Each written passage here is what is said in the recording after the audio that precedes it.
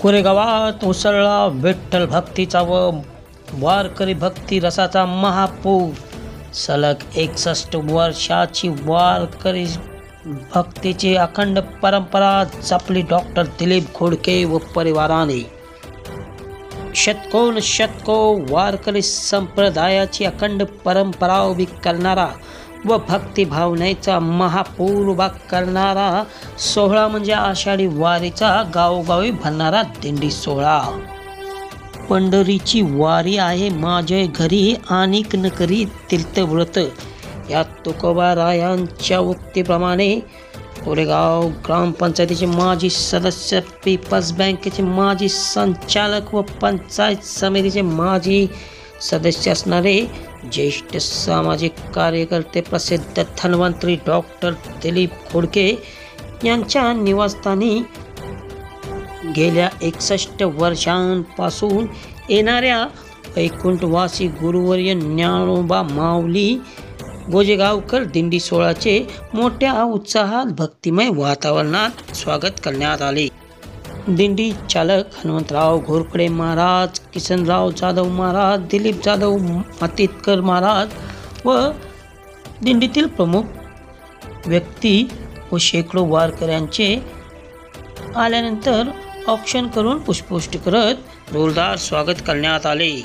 गेल्या 61 वर्षांपासून डॉक्टर दिलीप घोडके व परिवारातील सर्व सदस्य या गोजेगावकर दिंडीचे सेवा करतात. घोडके परिवाराचे व गोजेगावकर दिंडीचे एक जुने विश्वासू अतूट नाते असल्याची माहितीही त्यावेळी आपल्या मनोगतात डॉक्टर दिलीप घोडके यांनी दिली. किसनराव जाधव, दिलीप जाधव, हनुमंतराव घोरपडे महाराज यांचा सन्मान घोडके परिवारातील विविध सदस्यांच्या हस्ते करण्यात आला. हनुमंतराव घोरपडे महाराज यांनी वारकऱ्यांच्या सेवेसाठी डॉक्टर दिलीप घोडके गेल्या 61 वर्षांपासून कसे सेवाभाव निष्ठेने वारकरी सेवा करतात याबाबत सविस्तर माहिती दिली. यावेळी कार्यक्रमात जिल्हा नियोजन समिती सदस्य राहुल प्रकाश बर्गे, प्रथम नगराध्यक्ष राजाभाऊ बर्गे, माजी विरोधी पक्षनेते महेश साहेबराव बर्गे, नगराध्यक्ष दीपाली महेश बर्गे, माजी उपनगराध्यक्ष किशोर नानासो बर्गे, माजी पंचायत समिती सदस्य प्रतिभाताई बर्गे, नगरसेवक सागरभाऊ बिरकर, नगरसेवक डॉक्टर विघ्नेश बर्गे, उद्योजक योगेश बर्गे, बाबूजी बर्गे, गार्गे साहेब, बांदाज बर्गे, रामभाऊ देवकर, पवार सर, योगेश घोडके, अजय भास्करराव बर्गे, डॉक्टर गणेश होळ, गोळे सर, डॉक्टर बोतकर तसेच विविध संस्थांचे पदाधिकारी, विविध मान्यवर मोठ्या संख्येने उपस्थित होते. आमदार शशिकांत शिंदे यांनीही वेळात वेळ काढून डॉक्टर दिलीप घोडके यांच्या निवासस्थानी भेट देऊन गोजेगावकर दिंडीचे दर्शन घेतले.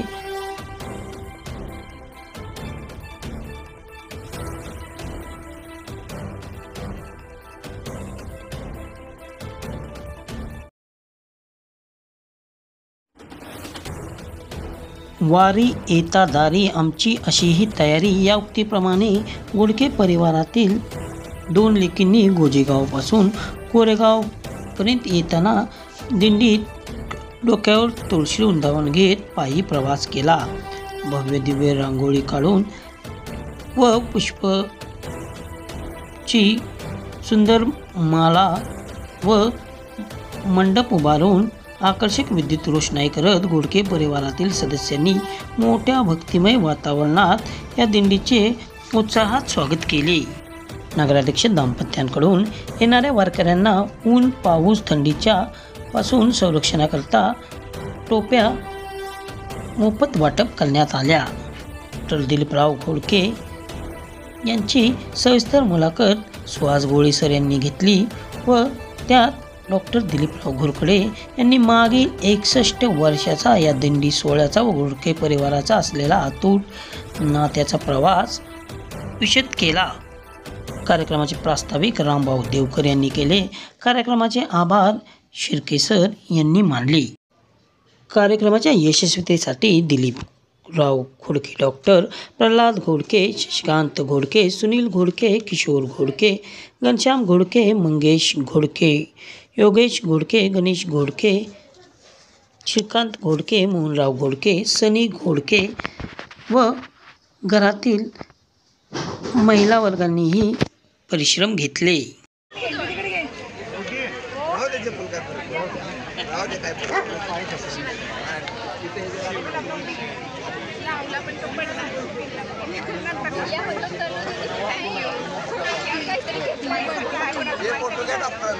हो हात लावा ना.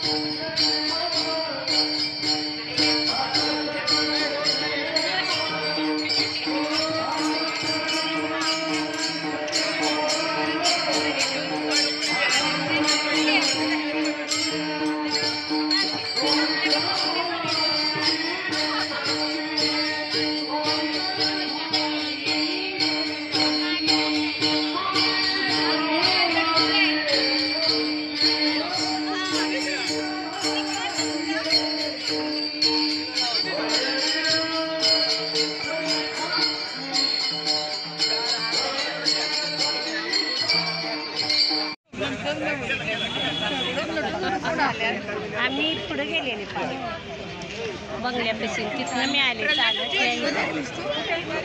दिंडीसाठी. मग काय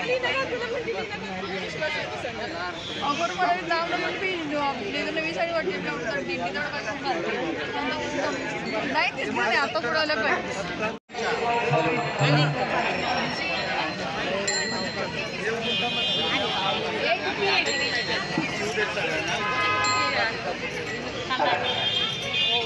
पुढे किती वाजता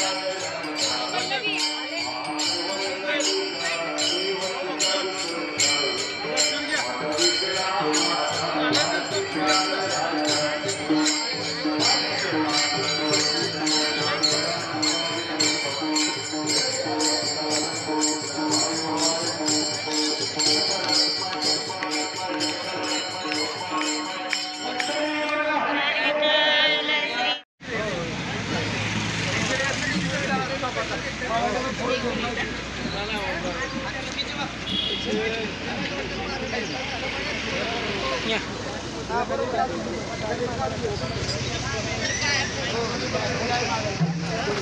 हॅलो, सुनील महाराज ताटे आहेत का? सुनील महाराज ताटे जवळ या.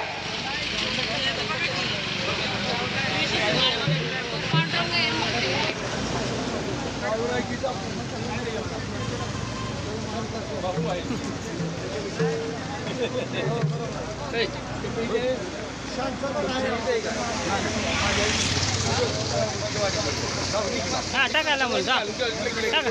हा ओके.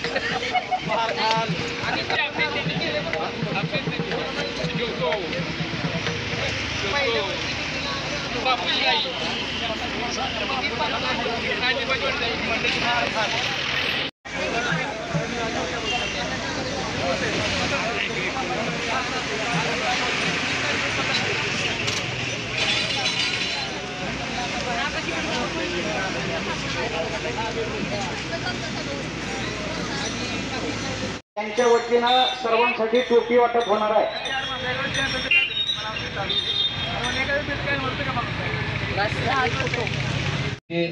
आपणा सर्वांना या ठिकाणी विनंती आहे. मंगेशजी गोडके, सन्माननीय श्री मोहन गोडके,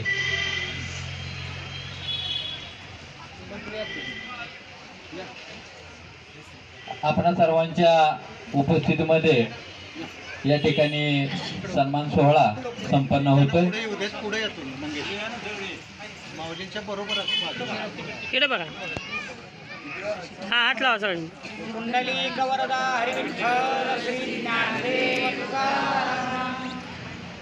सन्माननीय हबप किसन महाराज यांचा या ठिकाणी सन्मान होतोय. मी गोडके परिवारातील सदस्यांच्या वतीनं त्यांचं मनपूर्वक सहर्ष स्वागत करतो.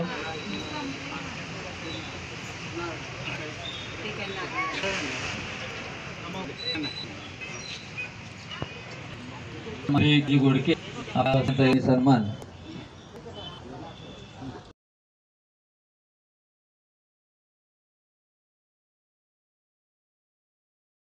रामकृष्ण हरी. नारायण बापू महाराज गोजेगावकर आणि गोजेगावचे समस्त ग्रामस्थ, त्याचप्रमाणे आतीत वगैरे त्या पंचक्रोशीतले सर्वजण ग्रामस्थ जे या संप्रदायात आम्हापर्यंत दर येतात, तर तुमच्या संपूर्ण गोडके परिवारपद मी अध्यक्ष स्वागत करतो. तर हा सोहळा गेली जवळ म्हणजे लहान असताना 1964 पासून गोजेगावकर महाराज आणि ते महाराज आपल्याबरोबर त्यापासून हा दिंडी सोहळा साजरा केला जातो. मी लहान होतो आणि त्यावेळेला साधं पिठलं भाकरी किंवा माझ्या भाकरी किंवा असंच काहीतरी करून 10 वर्ष खांद्यावर फक्त एक पताका, हातात टाळ आणि गळ्यात माळ अशा आविर्भावात 10 ते 15 जणांची वारकऱ्यांची दिंडी आम्ही जेवायला त्यावेळेला बोलवत असो. त्याच्यापेक्षा मोठ्या दिंड्या त्यावेळेला अस्तित्वातच नव्हत्या. आता दादांनी सगळं तर अशा छोट्या दिंडीचा प्रवाह हळूहळू एखाद्या गंगेच्या प्रवाहाप्रमाणे वाढत प्रवाह एकच सांग, त्या ठिकाणी कुठेतरी यात पांडुरंगाचा आत्मा आहे, अन्यथा हे पुसून गेलं असतं. वारकरी संप्रदाय हा पांडुरंगाला मिळालेला एक फारसा असा सुंदरसा असा रंग आहे आणि त्या रंगामुळं आजही दरवर्षी पांडुरंग त्याच रंगात नाचत गात आपल्या सगळ्या नगरीची देखभाल करण्यासाठी या दिवशी वारकऱ्यांच्या पावलांनी चालत असतो. आपली पावलं विठ्ठलाची पावलं. त्याचप्रमाणे हा जो पवित्र भाव किंवा स्नेह तुमच्या मनात आहे तो त्या तुम्ही गळ्यात घातलेल्या तुळशीच पवित्र आहे आणि ही पवित्र हा स्नेहभाव पांडुरंगाला भार आहे. आणि आमच्या वतीनं तुम्ही सगळं काही का त्या दृष्टीनं पंग तुम्हीच आहे. थोडंसं हे बोलायचं होतं म्हणून मागच्या एक अशीच कविता होती त्यावेळेला आज आठवली की कधीतरी सामील व्हा, पांडुरंगाच्या पायाखालची वीट होऊन बघा, तुम्हाला किती छान वाटेल. तुम्ही सगळे पांडुरंगाच्या पावलाखालची वीटच आहात. आज तुमचा सादर सत्कार करताना, आदर सत्कार करताना, स्वागत करताना आमच्या परिवाराला 10 हत्तीचं बळ मिळतं आणि वर्ष आमचं किती छान जातं याबद्दल मनात कधीही आमच्या शंका येत नाही. असेच आपण दर येत राहावं आणि सगळ्या उपकृत करा. छोट्या विनंतीनुसार मी माझं आपलं कोण सांगतो. आपल्याला खूप चांगलं वाटलं, आपल्या सर्वांना आहेत आणि आता याच्याचं कार्य सुरू होईल.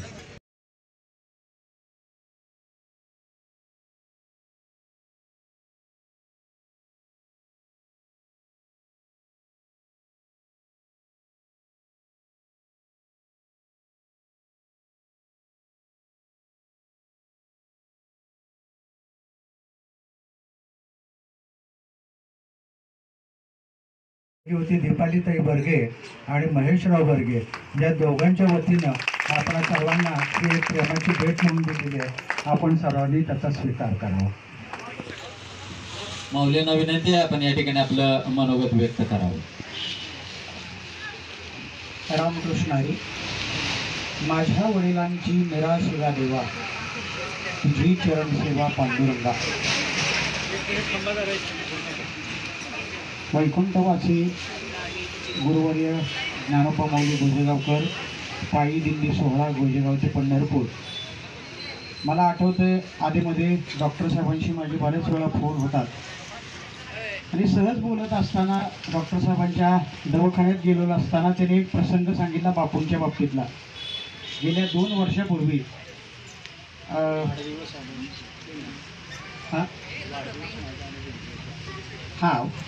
डॉक्टर साहेबांचा वाढदिवस आणि दिंडी एकत्र होती आणि त्या दिवशी काय झालं होतं कुणास ठाऊक, पण बापूंना कळलं होतं की पुन्हा मी वारीला येऊ शकणार नाही. म्हणून बापू ज्यावेळी डॉक्टर साहेबांनी त्यांच्या सौभाग्यवतीने बापूंचं दर्शन घेतलं, एक 5 मिनटं असेच हात जोडून राहिले होते. त्याचं कारण गेली 60 वर्ष चालू असणारी परंपरा आणि या परंपरेला काय द्यावं, काहीच देऊ शकत नाही आम्ही. काय द्यावे त्याचे व्हावे उतर आहे, तेही तो हा पायी जीव थोडा. फार सुंदर अशी परंपरा आहे. मला डॉक्टर साहेबांनी सांगितलं त्यांच्या आईंपासून ही परंपरा चालत आली. त्यात गोकर दिंडीचं मुक्काम भैरवनाथ मंदिरात असा 60 वर्षापासून चालू असलेली परंपरा. मी थोडं निरीक्षण केलं, चिंतेल्यानंतर माझ्या लक्षात आलं गोजेगावकर दिंडी म्हणजे कोरेपासून ते पंढरपर्यंत जेवढे मुख ते जवळजवळ बदलले, जेवढी आहेत तेवढी जवळजवळ बदल. पण कोरेगाव हे असं एक ठिकाण आहे की जे गेल्या 60 वर्षापासून आणि हे घोडके परिवार गेल्या 60 वर्षापासून आम्हाला सेवा देत आहेत. आणि खरं सांगू तुम्हाला त्यांची सेवा फार मोलाची आहे. वर्कीज वर्कशिप करत असताना ते व्यवसायानं डॉक्टर आहेत आणि हे सगळंच कुटुंब त्यांच्या व्यवसायात निमग्न आहेत. त्यांना वारीला जाता येत नाही, म्हणून त्यांना असं वाटतं की या वारकऱ्यांची सेवा घडावी, म्हणून 60 वर्ष ही परंपरा न खंडित होता चालू ठेवणं ही मायबाप सोपी गोष्ट नाही. त्या कुटुंबासाठी एकदा टाळ्या वाजवा. या कुटुंबाचे खरंच मी आभार मानेन आणि बापूंच्या भाषेत एवढंच सांगेन, मी आपल्याला काय देणार आहे, 2 हस्तक मस्त मी आपल्याला देईल. असंच प्रेम हयात आम्हाला राहा की या कुटुंबाला विनंती करतो. डॉक्टर थकले तर मी देवाकडे एवढीच प्रार्थना करेन की डॉक्टर साहेबांना उदंड आयुष्य आणि आरोग्य लाभावं ही प्रभूचरणी इच्छा व्यक्त करतो आणि थांबतो.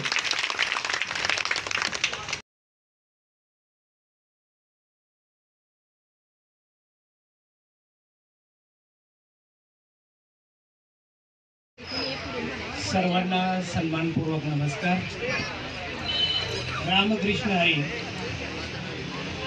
आषाढी पायीवारी हा आनंद सोहळा या गोजेगावहून पंढरपुराकडे निघालेला आहे. कोरेगाव सारख्या ठिकाणी आमचे जे घोडके परिवार आहे, खरं तर या परिवाराची खास एक खासियत आहे की देणाऱ्याने देत राहावे, घेणाऱ्याने घेत राहावे. म्हणजे यामध्ये असा प्रकारचा एक विचार आहे की यातून आपल्याला काहीतरी मिळत असतं. म्हणजे देणाऱ्याचे जसे आपण हात घेतो म्हणजे त्याच्याकडून आपल्याला काहीतरी प्राप्त होत असतं.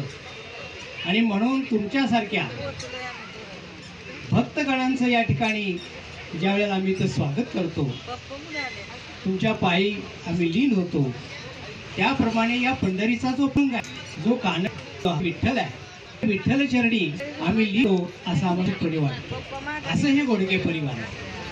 आपण या वारीमध्ये हा जो आनंद घ्यायचा आहे, हा आनंद अतिशय महत्त्वाचा आहे.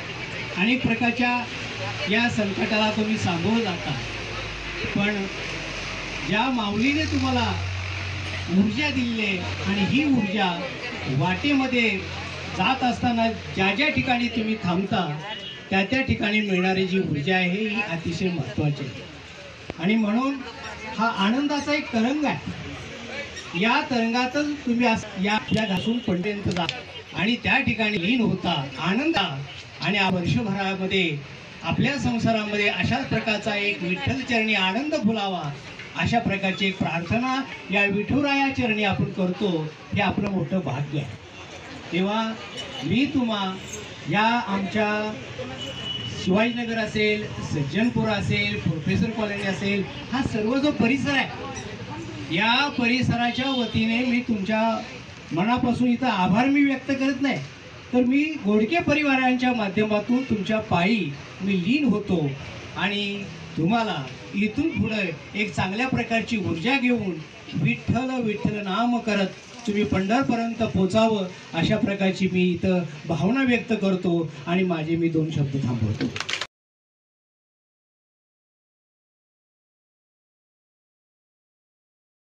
दिंडी सोहळ्याच्या वतीनं मी या ठिकाणी श्रीफळ देऊन सन्मान करतो आणि मग हा कार्यक्रम संपेल. सर्व भाविकांचे या ठिकाणी महाप्रसादाची व्यवस्था करण्यात आलेली आहे. सर्व भाविकांनी या ठिकाणी महाप्रसाद घ्यायचा आहे अशी घोडके परिवाराच्या वतीनं नम्र विनंती. रामकृष्ण डॉक्टर साहेब 18 पगड जातींना भक्तीच्या एका धाग्यात गुंफून सर्वांना सुखाने नांदवणाऱ्या त्या सावळ्या विठुरायाच्या ओढीनं संबंध महाराष्ट्रातून वारकरी हे पंढरीला जातात. वारी म्हणजे एक आनंद सोहळा असतो. वारी म्हणजे वैष्णवांचा मेळ असतो. समता एकात्मता बंधुता याचं सम्यक दर्शन म्हणजे वारी असते. आणि ही वारी ही दिंडी आपल्या घरी येणं, त्यांना अन्नदान करणं हे फार मोठं भाग्य लागतं. मला सांगायला आनंद वाटतो की घोडके परिवाराच्या वतीनं ही परंपरा जी आहे ती गेली कित्येक वर्षापासून तिचं जतन केलेलं आहे. एकंदरीत ही परंपरा जी आहे ती कधीपासून आहे याच्याविषयी थोडंसं सांगावं. रामकृष्ण हरी सहस्र. मला जसं आठवते तसं मी साधारणपणे 5वी-6वीत असताना माझे आजोबा श्री मारुती रामजी घोडके आणि माझे वडील श्री सजन मारुती घोडके या दोघांनी ही परंपरा सुरू केली. सुरुवातीच्या काळात ज्या काळी कोरेगाव अगदी खेडं म्हणून गणलं जायचं त्या काळात अगदी ठराविक 10 ते 15 वारकरी खांद्यावर विठ्ठलाची पताका, गळ्यात टाळ, हातात मृदंग, वीणा आणि कुणाच्या तरी डोक्यावर एखादी तुळशी आणि तो सगळ्या प्रकारे 10 ते 12 माणसांची दिंडी. पण त्या काळी ती दिंडी भैरवनाथाच्या देवळात मुक्कामात असायची आणि सकाळी कुणी काही त्यांचं नाश्ता जेवण वगैरे याचा फारसा काही त्यावेळी विचार केला जात नसेल, कारण मोठ्या दिंड्यांचं प्रमाण त्यावेळेला नव्हतं. छोट्या छोट्या दिंड्या भरपूर असायच्या. आजोबा आणि माझे वडील आणि माझ्या वडिलांचे 5 बंधू या सगळ्यांनी थोडंसं ते मनावर घेतलं आणि मग त्या 10-15 जणांना घरी जेवायला बोलवलं. साधारणपणे त्या काळी दिंडीचं जेवण म्हणजे पिठलं भाकरीच असावं असा एक संकेत असायचा की त्यांना पिठलं भाकरी आवडतं, त्यांना महाद्या शेंगदाण्याचा महाद्या किंवा तेल तिखट असं काहीतरी आवडतं आणि हा संकेत जो पाळला जायचा त्या अनुषंगानं माझ्या आजोबाने आणि वडिलांनी वगैरे सुरू केलं. काळ बदलत गेला, गाव बदलत गेलं, माणसं बदलत गेली, विचार बदलत गेले, सगळाच बदल काळानुरूप जसा जसा व्हायला लागला तसं परमात्म्याविषयीचं आत्मचिंतन करणाऱ्यांची संख्या सुद्धा समाजात खूप वाढली. कारण अश्रद्ध माणसांच्या टोळीत राहिल्यानंतर श्रद्धावान माणसं जास्त जन्माला येतात असं मला हल्ली वाटायला लागलं.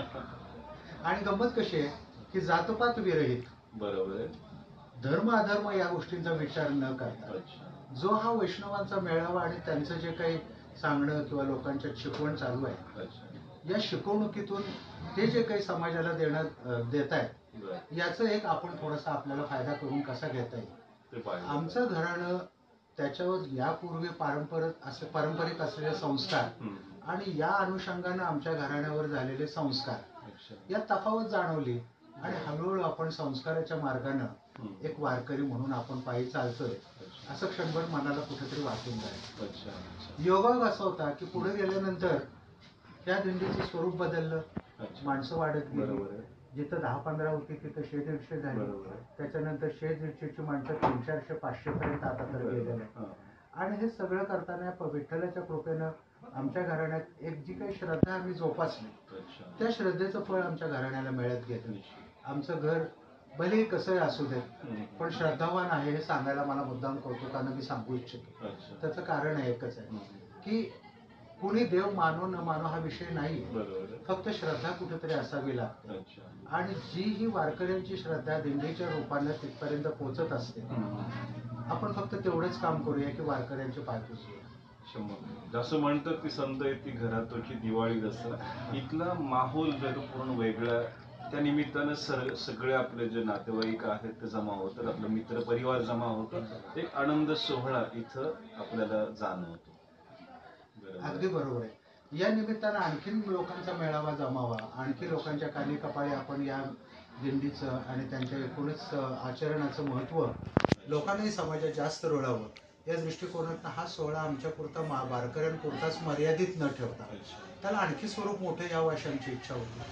आज सुदैवानं कसं झालेलं आहे की आमच्या घरी गेली 60 वर्ष दिंडी असल्याचा आम्हाला कुणाला निरोप धाडावा लागत नाही. बरोबर आहे. म्हणजे येणाऱ्या दिंडी म्हटल्यानंतर आपण येतोच. लोक ऑटोमॅटिक येतात, लोकांना सांगावं लागत नाही, कुणाला निमंत्रण नाही, काही नाही. आणि श्रद्धा ज्यांच्या मनात आहे ती माणसं येतातच येतात. सुदैवानं आमच्या हातून त्यांची आमचे सेवा वडील पण यायचे इथं. हा, सुहासराव, एक फार मोठी आणि सुंदर आठवण तुम्ही मला करून दिली. तुमचे वडील म्हणजे श्री नानासाहेब गोळे, खरं तर ते पांडुरंग भक्त होते. हा, सुहासराव, दिंडीच्या आणखी डॉक्टर साहेब काय आठवणी सांगा. दिंडीच्या आठवणी ह्याच आहेत. नैसर्गिक जोपर्यंत संकट येत नाही तोपर्यंत आमच्या घरापुढं लोकांनी हा आनंद सोहळा साजरा करावा. आणि रांगोळी वगैरे काय मध्ये सांगा. रांगोळी वगैरे काढायचं खरं जे कृतकर्म आहे हे आमच्या मित्रांनी, म्हणजे मला ते मित्र नाही म्हणता येणार, मला ज्येष्ठ होते, पण सुहासराव तुमचेच पिताजी श्री नानासाहेब गोळे हे स्वतः अख्ख्या दिंडीच्या रस्त्यात रांगोळी काढत आमच्या घरापर्यंत यायचे. नुसती रांगोळीच काढायचे नाही तर गोमूत्राचा सडा आणि शेणाने सारवायचे देखील, की ज्या जमिनीवर वारकऱ्यांचे पाय पडणार आहे ती जमीन पवित्र करणं, ती सुरेखित करणं आणि त्याला सौंदर्य प्राप्त करून देणं हे नानासाहेबांच्या मनातली इच्छा असायची. आणि तोच संस्कार आम्ही आज तागायत जपलाय. आज जरी नानासाहेब आमच्यात नसले तरी सुद्धा त्यांची आठवण. आणि दुसरे एक परिवारातले पण काही म्हणजे घोडके सर वगैरे.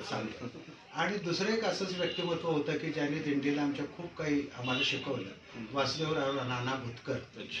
हे दोन जोडगोळी अशी असायची की आम्हाला काही करावं लागायचं नाही, सांगावं लागायचं नाही, काही नाही, ते सगळं करायचं. त्याचप्रमाणे त्यांच्याच पठडीतले माझे सख्खे चुलते श्री नंदकुमार गोडके सर हे आणि नानासाहेब गोळे हे अत्यंत जवळचे मित्र दोघे. आणि त्यांच्या संकल्पनेतून दिंडीचं स्वरूप जसं असावं तसं करायला लावण्याची आज्ञा माझे चुलते श्री नंदकुमार गोडके सर यांनी आम्हाला दिली. आणि त्याच पावलावर पाऊल ठेवून आज आमचं उरलं सुरलं जे काही घराणं आहे त्यांच्यातही दुसरी पिढी, तिसरी पिढी, त्या तिसऱ्या पिढीतील लोक सुद्धा अगदी भक्तिभावानं हा प्रकार अजूनही घरात करतात. ते पहिले संस्कार जे घालून दिलेत याच्या वाटेवरून आपली वाटचाल पुढे अगदी एकही पाऊल आमच्या घराण्यातलं कोणाचं चुकणार नाही. चुकत असेल तर कान धरायला साक्षात विठ्ठल आहे, एवढीच एक धारणा आहे मला. अन्नदानाचं पवित्र काम हे आपल्या हातून होतं. असं म्हणतात की देणाऱ्यानं देत जावे, घेणाऱ्याने घेत जावे, घेता घेता देणाऱ्याचे हातच घ्यावे. देण्यात फार आनंद आहे आणि अन्नदानाची पवित्र सेवा पण करत आहे.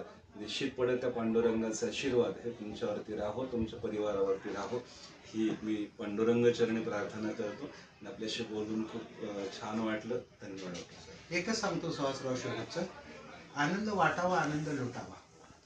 पण जो लुटतो तो अगोदर वाटत असतो, जो घेतो तो आनंद दुसऱ्याला देत असतो. हा सोहळा आनंदाचा आहे आणि एकमेकांना लुटण्याचा आणि वाटण्याचा आहे. बरोबर. दरवर्षी सगळ्यांनी आमच्या घरी यावं, या सोहळ्याचा आनंद घ्यावा एवढीच एक मनोमन इच्छा आहे. ठीक आहे, धन्यवाद.